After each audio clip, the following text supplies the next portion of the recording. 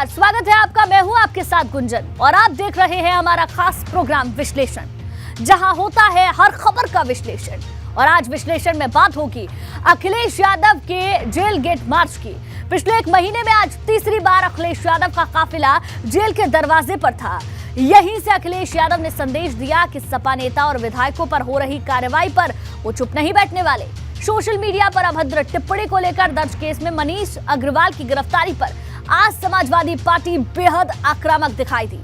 सपा और भाजपा के बीच social media में अभद्र टिप्पणियों को लेकर संग्राम छिड़ गया है। और बात होगी कैसे पहाड़ की चोटी पर बसा एक शहर दरक रहा है, कैसे हर बदलते दिन के साथ जोशीमठ के ऊपर खतरा मंडरा रहा है। तो कहीं मत जाइएगा, बने रहिए हमारे साथ, क्योंकि अगले आधे घंटे अब होगा विश्लेषण।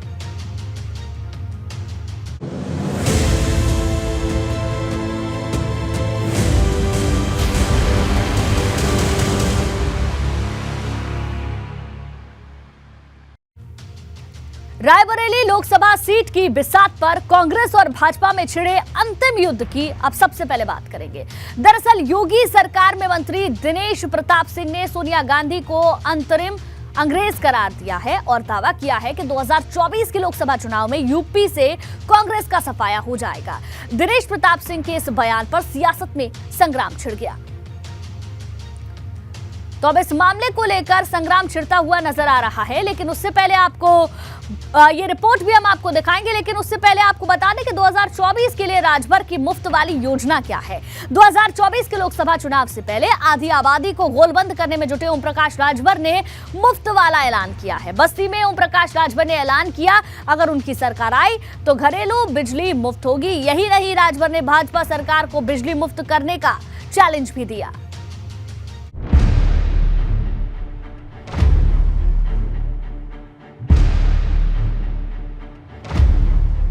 24 की 64 पर राजभर की मुफ्त योजना,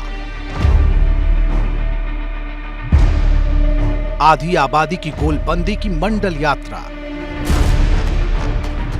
2024 के लोकसभा चुनाव से पहले ओम प्रकाश राजभर पूर्वांचल की जमीन पर सियासत का नया संदेश पढ़ रहे हैं। मुफ्त घरेलू बिजली का नारा गढ़ रहे हैं। आप बताओ, बिजली का बिल माफ होना चाहिए कि नहीं होना चाहिए? होना चाहिए। हमारे देश की सरकारें जब अमीर लोग कर्जा लेते हैं तो उनका कर्जा माफ करने के लिए डिफाल्टर घोषित किया जाता है। हम तो कहते हैं कि जिस दिन सरकार बनेगी परमानेंट घरेलू बिजली का बिल माफ किया जाएगा। ये काम करूंगा।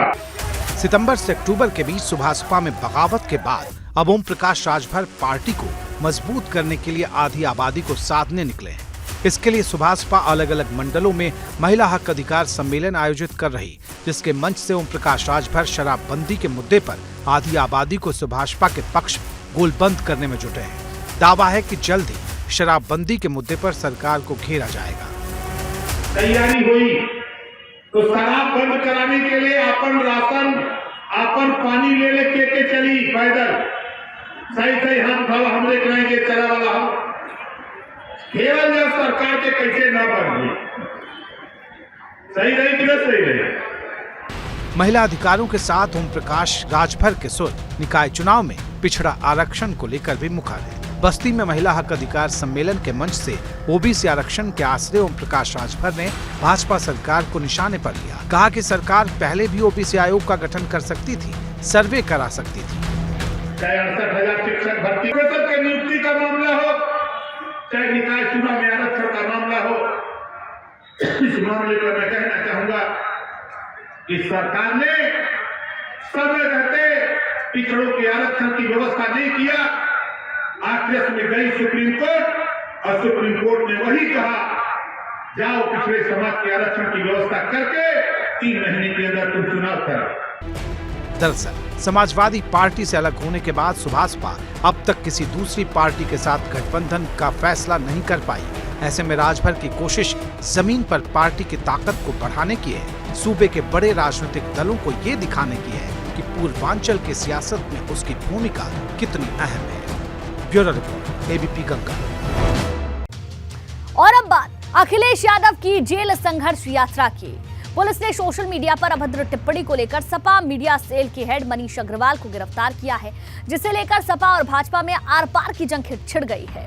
सपा के तमाम कार्यकर्ता सड़क पर उतर गए। गिरफ्तारी के तुरंत बाद अखिलेश यादव पुलिस मुख्यालय पहुंच गए। पुलिस मुख्यालय में अखिलेश यादव को चाय ऑफर की गई, जिस पर अखिलेश यादव ने कहा कि मैं पुलिस की चाय नहीं पी सकता, क्योंकि पुलिस की चाय और चरित्र दोनों पर भरोसा नहीं रहा। इसके बाद अखिलेश यादव ने जेल जाकर मनीष अग्रवाल से मुलाकात की। मुलाकात के बाद अखिलेश यादव ने भाजपा सरकार पर तीखा हमला बोला।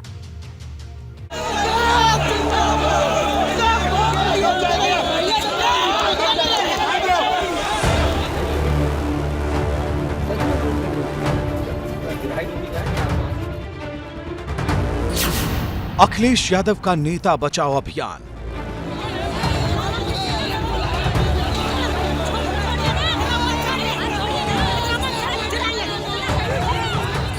पुलिस मुख्यालय से जेल तक संघर्ष यात्रा।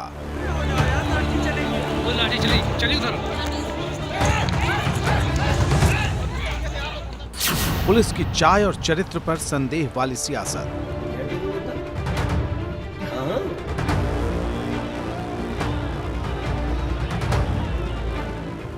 अभद्र टिप्पणी के मामले में गिरफ्तार सपा नेता मनीष अग्रवाल को लेकर समाजवादी पार्टी आक्रामक है। अखिलेश यादव ने पुलिस मुख्यालय से जेल तक संघर्ष का बिगुल फूंक दिया है। सवाल भाजपा सरकार की मंशा पर है। भारतीय जनता पार्टी जानबूझ करके गलत भाषा इस्तेमाल कराती है, गलत भाषा लिखवाती है सोशल मीडिया पर, जिससे दूसरे लोग भी उन्हें जवाब दें। भारतीय जनता पार्टी को अपने लोगों को भाषा सही इस्तेमाल करें और उनका दूसरों के प्रति अगर गलत भाषा का इस्तेमाल होगा तो दूसरे ने भी गलत भाषा का इस्तेमाल हुआ है और किया है। भारतीय जनता पार्टी की सरकार में न्याय की उम्मीद मत करिए, जो सच बोलेंगे वो सजा पाएगा।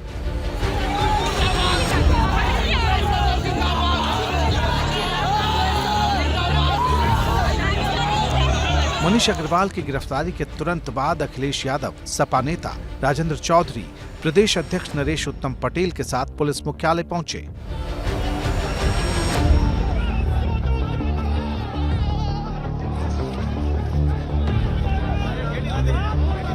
इस बीच सपा के सैकड़ों कार्यकर्ता पुलिस मुख्यालय के बाहर जमा हो गए।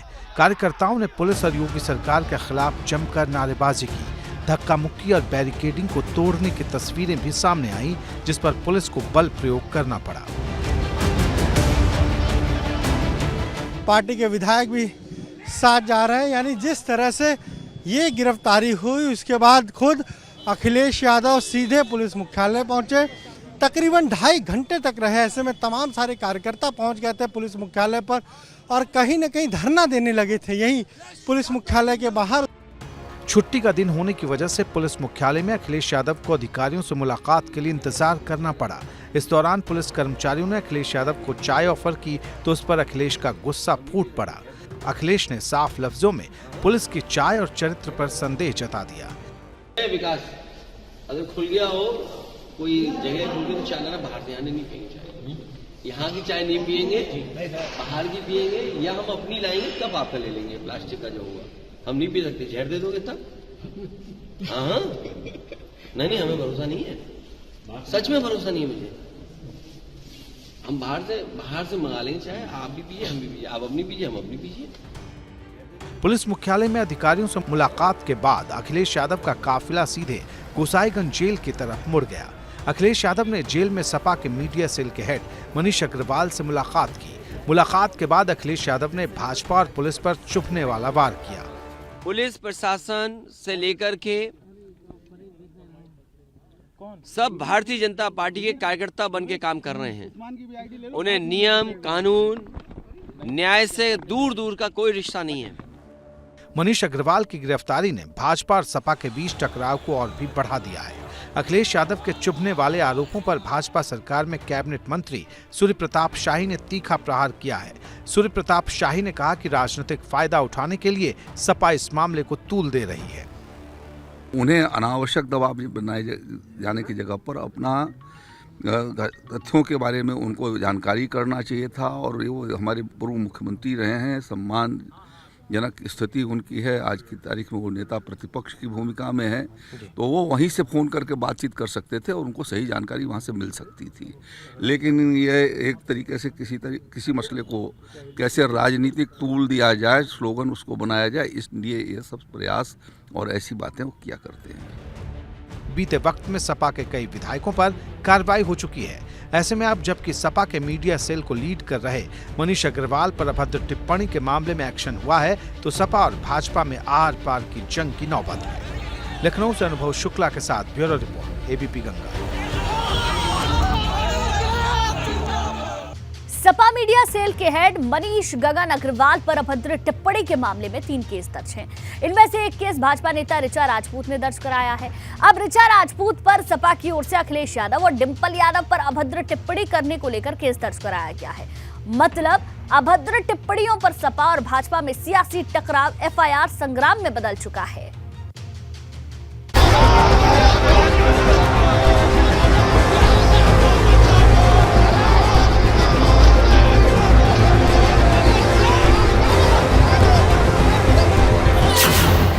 मनीष अग्रवाल की गिरफ्तारी पर सपा भाजपा में सोशल वार।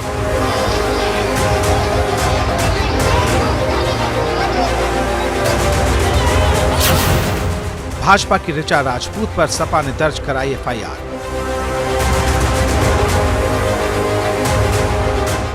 सोशल मीडिया पर अभद्र टिप्पणी के मामले में सपा और भाजपा में एफआईआर युद्ध शुरू है। पहले भाजपा की ऋचा राजपूत ने सपा मीडिया सेल के मनीष अग्रवाल पर केस दर्ज कराया। इस मामले में पुलिस ने मनीष अग्रवाल को गिरफ्तार कर लिया, तो अब सपा ने सोशल मीडिया पर अभद्र टिप्पणियों को लेकर ऋचा राजपूत पर केस दर्ज कराया है। ये केस सपा के प्रदेश अध्यक्ष नरेश उत्तम पटेल ने दर्ज कराया है। समाजवादी पार्टी के प्रदेश अध्यक्ष नरेश उत्तम पटेल ने हजरतगंज कोतवाली में भाजपा की डॉक्टर ऋचा राजपूत के खिलाफ एफआईआर दर्ज कराई है। सपा की तरफ से दी गई तहरीर में कहा गया है कि डॉक्टर ऋचा राजपूत ने समाजवादी पार्टी के अध्यक्ष अखिलेश यादव और उनकी पत्नी डिंपल यादव के खिलाफ अशोभनीय और आपत्तिजनक टिप्पणियां की। इसे लेकर समाजवादी पार्टी के कार्यकर्ताओं में भारी रोष है।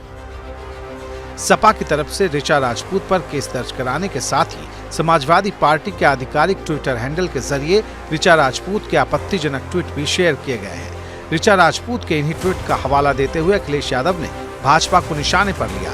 अखिलेश ने कहा कि भाजपा सोची समझी रणनीति के तहत दूसरी पार्टियों के लिए आपत्तिजनक भाषा का इस्तेमाल करती है और जब उसी भाषा में उसे जवाब मिलता है तो पुलिस के जरिए कार्रवाई कराती है। भारतीय जनता पार्टी जानबूझ करके गलत भाषा इस्तेमाल कराती है, गलत भाषा लिखवाती है सोशल मीडिया पर, जिससे दूसरे लोग भी उन्हें जवाब दें।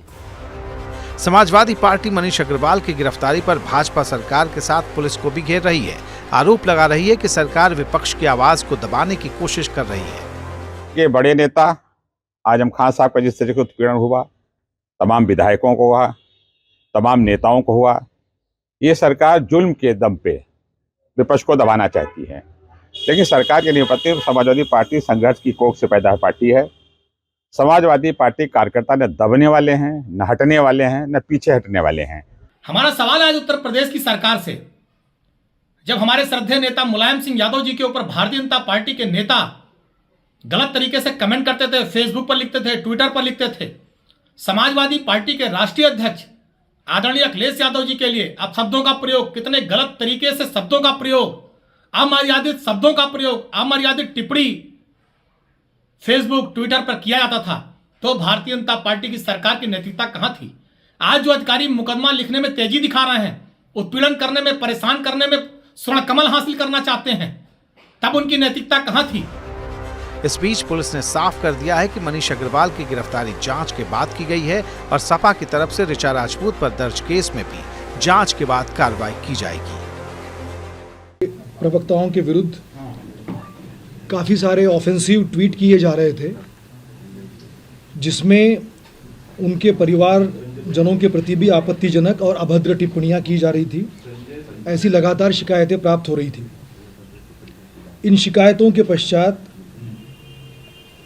उसकी जांच की गई और अभियोग पंजीकृत किए गए अभियोग पंजीकृत कराने के बाद उन सभी विवेचनाओं की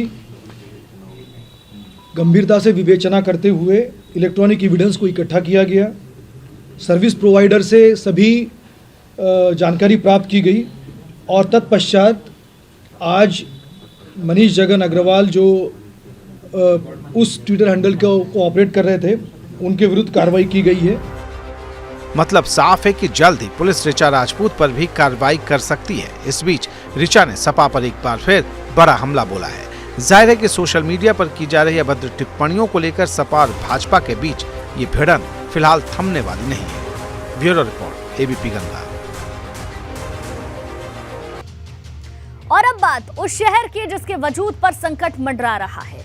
जोशीमठ की जमीन पर धरती फाड़ आपदा के निशान हर बदलते दिन के साथ गहरे होते जा रहे हैं। दरख्ती दीवारें, टूट रही सड़कें और फटती जमीन चिंता बढ़ा रही है। लोग दहशत में हैं। तो देहरादून से दिल्ली तक सरकार विचार में डूबी है कि आखिर शहर कैसे बचाया जाए।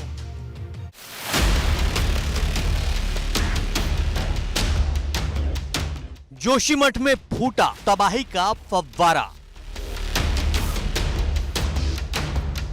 धंस रही जमीन, टूट रही उम्मीद। जोशीमठ पर संकट काल, जमीन से रिश्ता पानी, दरकती दीवारें और टूटती सड़कों की तस्वीरें सिहरन पैदा कर रही हैं। जोशीमठ के किसी एक हिस्से में नहीं बल्कि पूरा शहर धरती फाड़ आपदा की चपेट में है।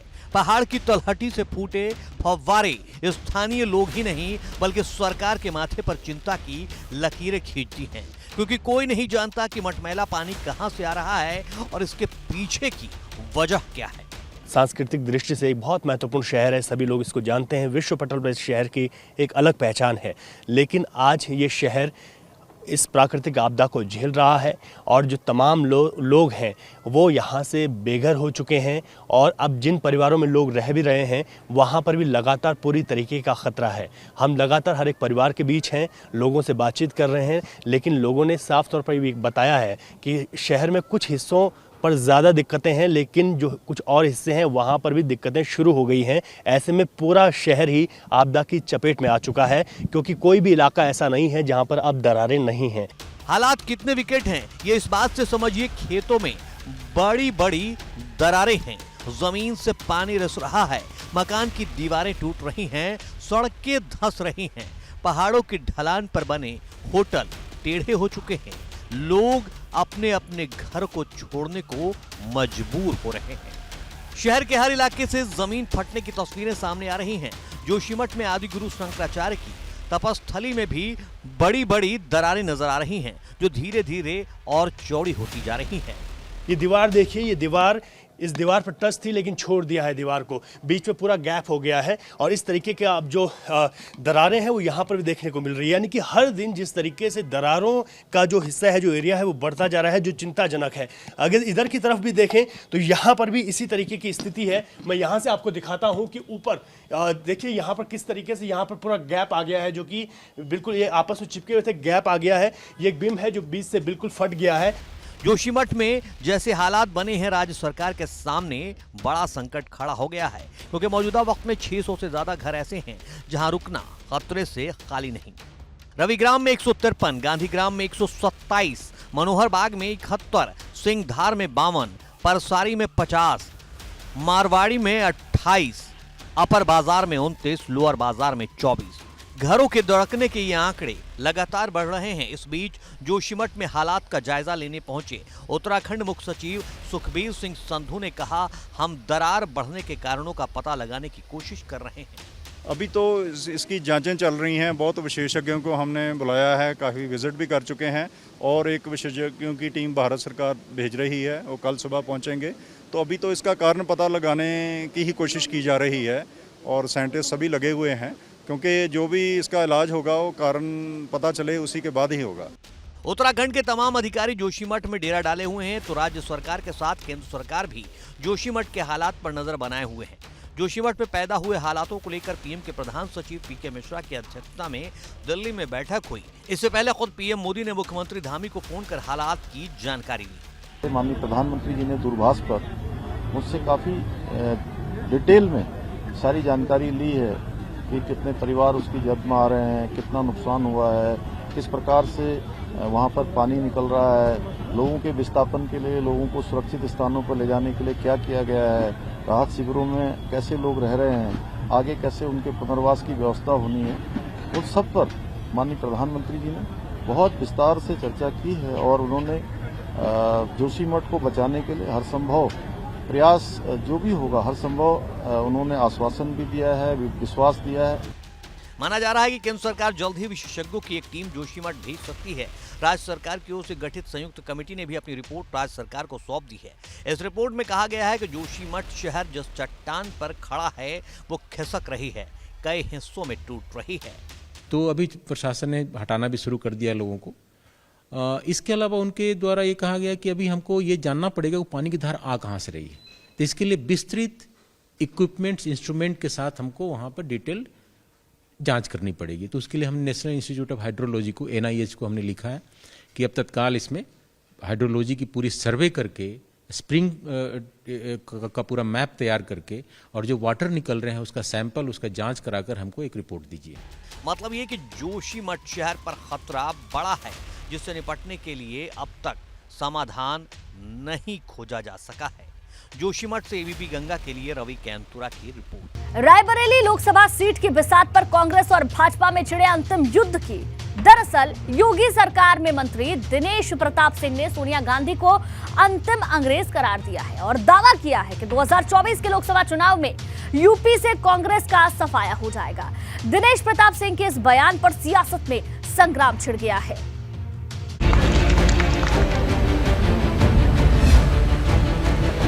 100% इस बार कांग्रेस का खात्मा हो जाएगा, रायबरेली में नहीं रहेगी। दिनेश प्रताप सिंह का सोनिया गांधी पर अंग्रेज अटैक। हिंदुस्तान में एक ही अंग्रेज बचा है जो राज कर रहा है, वो भी इस बार 2024 में विदा हो जाएगा। रायबरेली सीट पर भाजपा कांग्रेस में अंतिम युद्ध।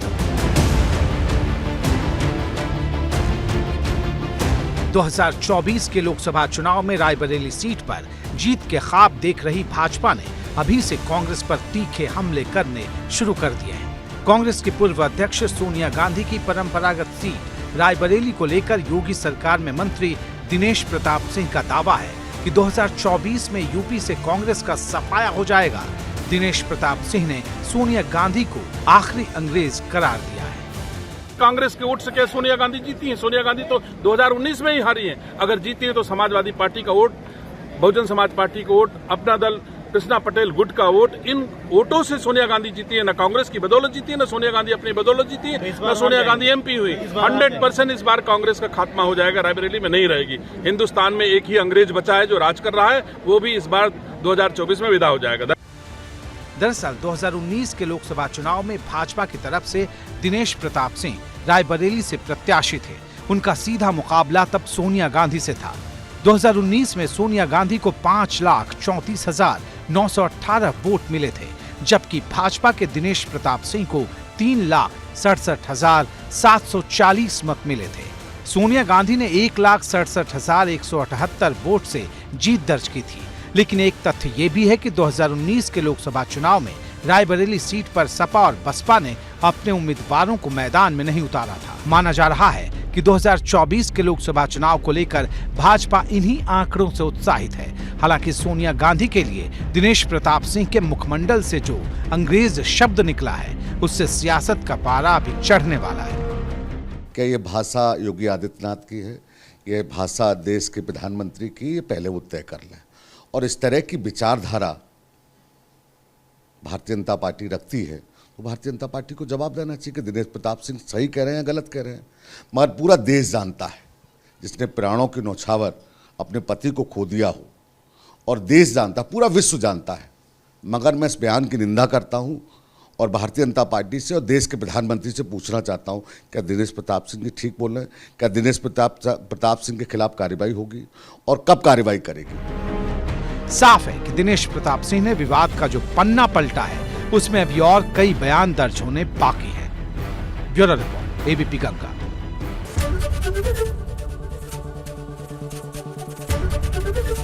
ABP गंगा खबर आपकी, जुबान आपकी।